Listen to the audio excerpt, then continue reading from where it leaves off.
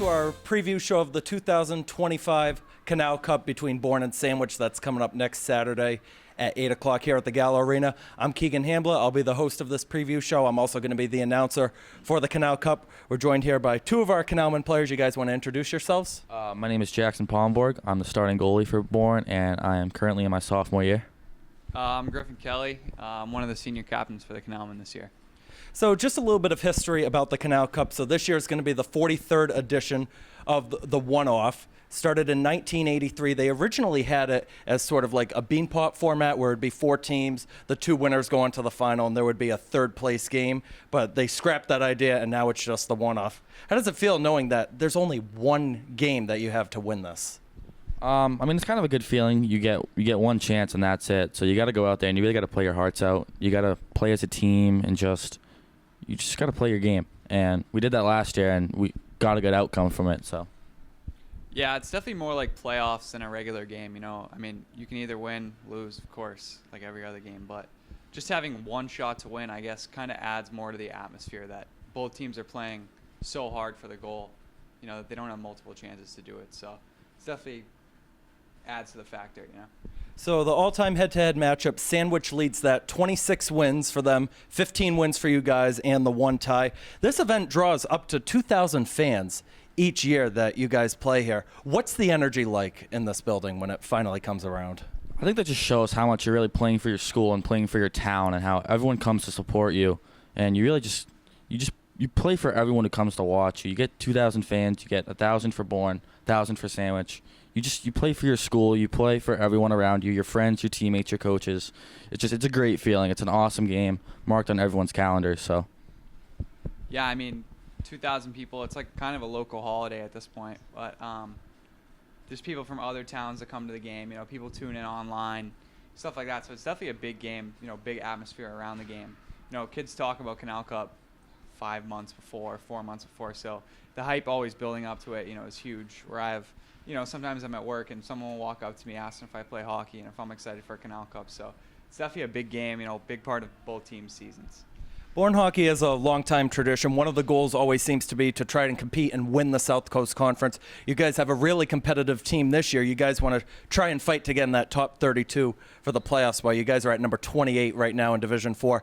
How does Canal Cup sort of build that momentum the rest of the way, and how is it different than, say, those conference games and playoff games? I think Canal Cup really just shows that you can play under pressure and that you can play in those big games, and that really gets you ready for the playoffs and those conference games. We're in a very tough conference. I think every game is usually close, and every game is a tight, compacted game.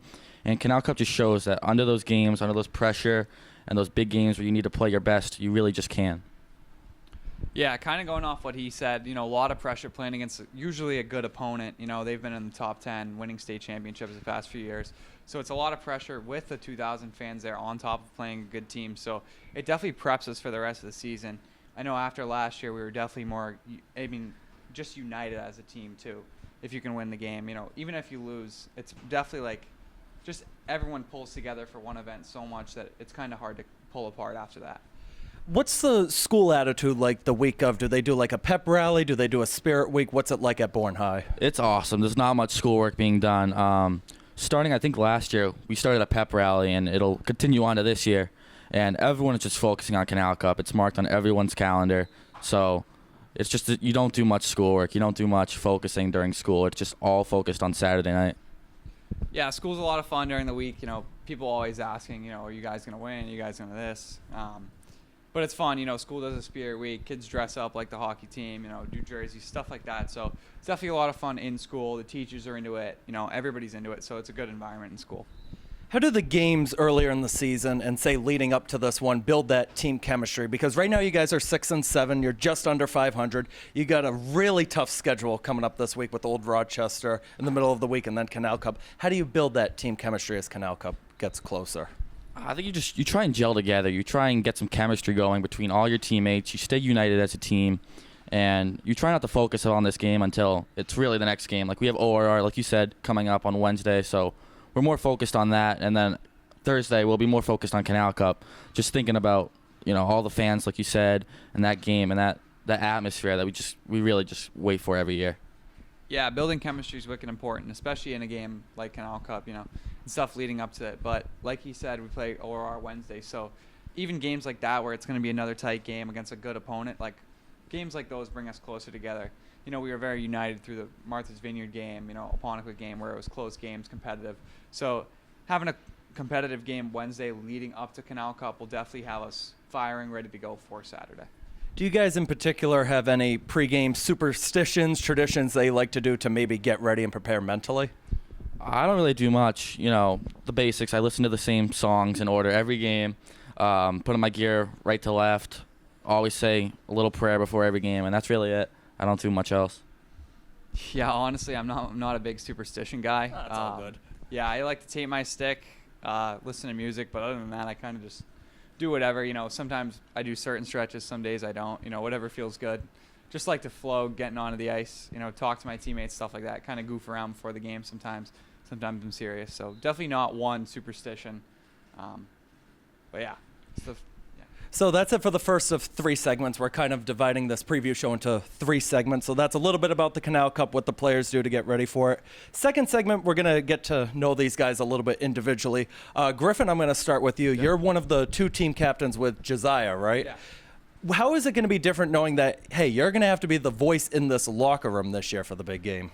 Yeah, it'll definitely be different. In the past, we've had good captains, so just trying to follow, kind of what they did last year, get us fired up for the game.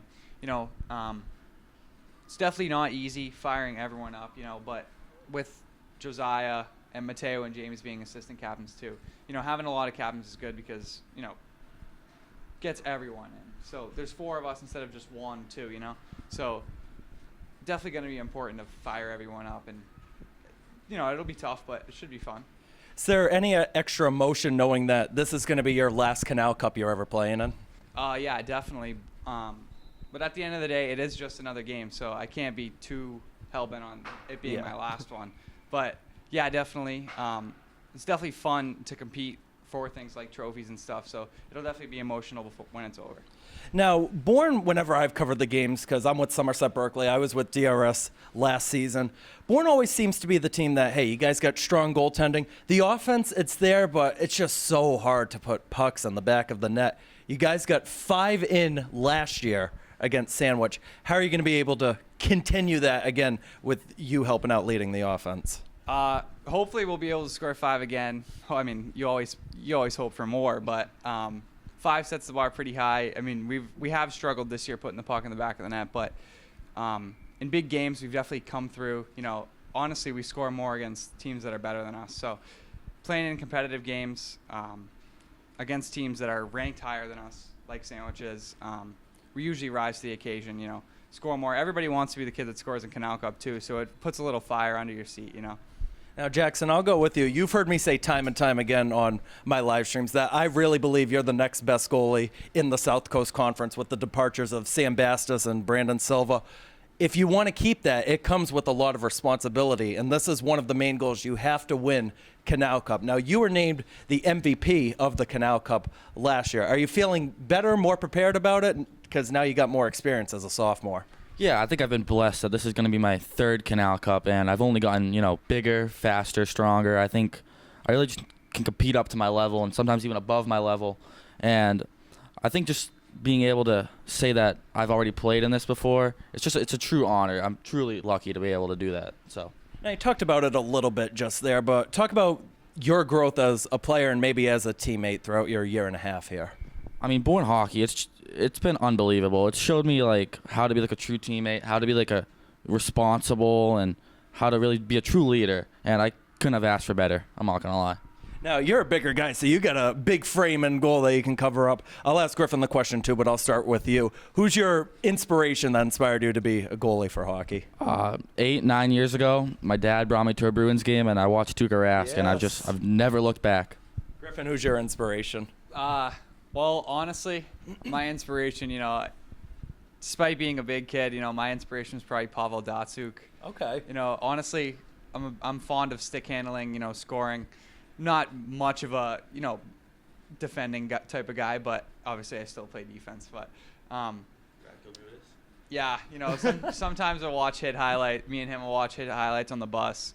pretending, like I'm gonna lay someone out that game. But typically I don't. I'm more of a skill guy. So I'd say. You know what? You seem like a nicer guy, so I don't think you'll be like a Gouda screaming in the sandwich goalie's face, nothing like that. Yeah, I like the Pavel Datsyuk, kind of silent stick handling, that type of game. So now you guys got to know a little bit more about these two. So now we're going to go into our third and final segment. We mentioned Canal Cup as a one-off for the Cup. We're going to take a look at some clips from last year's Canal Cup. We'll take a short cut, and you'll see the clip on our feed.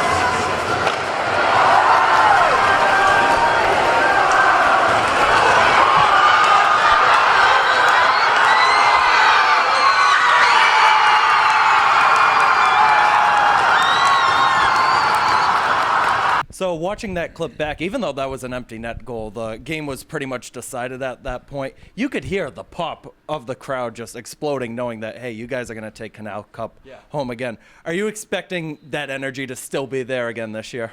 Honestly, it's there every year. I mean, I'd say last year was probably the loudest one. I'd say the loudest one I've played in. Tons of fans. Students were loud, especially for our school. Students were always cheering and stuff.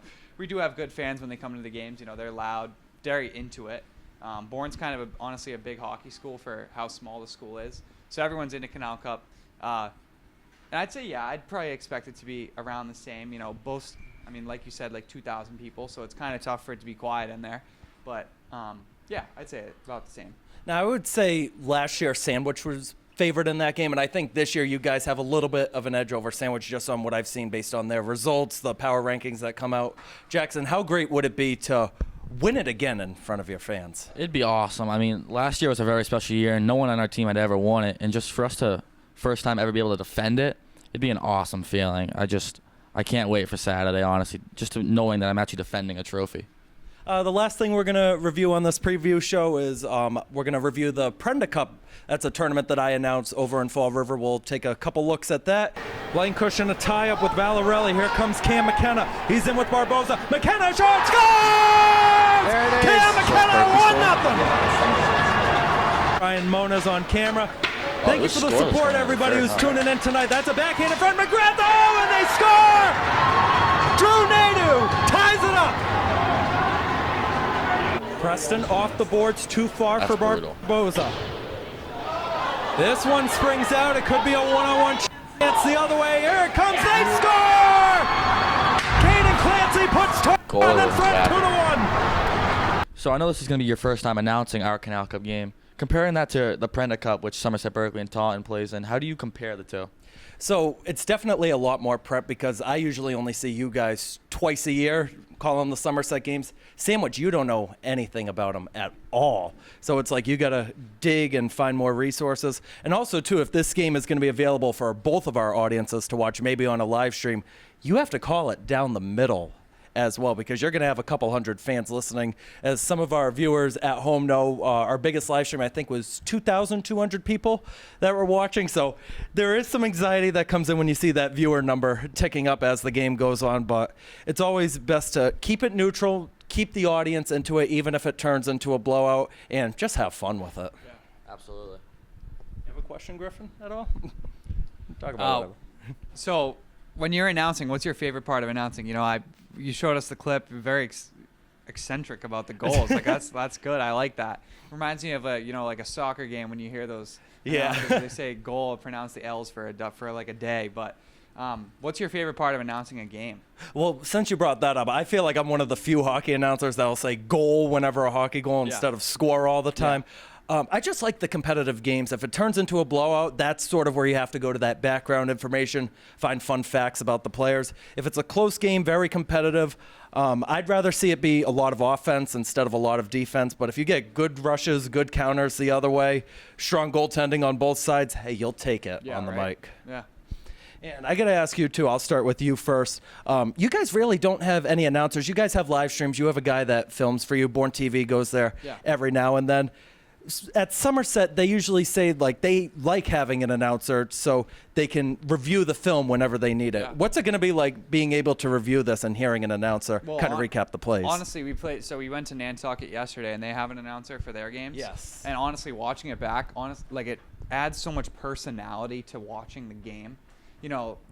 and you obviously you love hearing Palmborg with the save, Kelly with the pass, stuff like that. So honestly, watching it with the announcers, so much better. It's so much better. Like even watching our game against Somerset when you were announcing, like just hearing the little side stuff just about hockey and stuff, especially for people who don't know about the sport, it's so much better. And I know the Nantucket announcer a little bit. He does good stuff over there. He does all the sports because that's the only high school at Nantucket. And I know you love it when I say, Saved by Palmborg, whatever the case may be. Are you excited to have me on? Like, be on it. Is there anything that say, hey, you would like me to change whenever we do these live streams? I love having an announcer. Like Griffin said, it adds more personality. And if you miss something, another guy who can just kind of comment over it in case you did miss it, it can just gives another voice to the game instead of having to glue your eyes to the screen and having to watch it the entire time. You can kind of just listen, and you can hear for when Palmborg makes the saves, Griffin Kelly with the goal, instead of just having to like watch it all yourself. Well, that is going to do it. I want to thank you two for hopping on and doing this little preview show. I had fun. You guys have fun doing this? I had a great time. Thank you so much. Yeah, of Yeah, course. I had fun. Thank you. Yeah. And you see this trophy right here? This is what this Bourne Canalman team is going to be competing for. Saturday, February 1st, here at the Gallo Arena, 8 o'clock puck drop. You can catch the tape delay feed on Bourne Community TV, on the local cable channel, and on the YouTube channel. We might have a potential live stream, whether it's the Canalman hockey guy filming it, whether I decide to do it. Thank you to Jackson Palmborg and Griffin Kelly. I'm Keegan Hamblett signing off. Dan and I will be back for Canal Cup on Saturday night. Have a good one.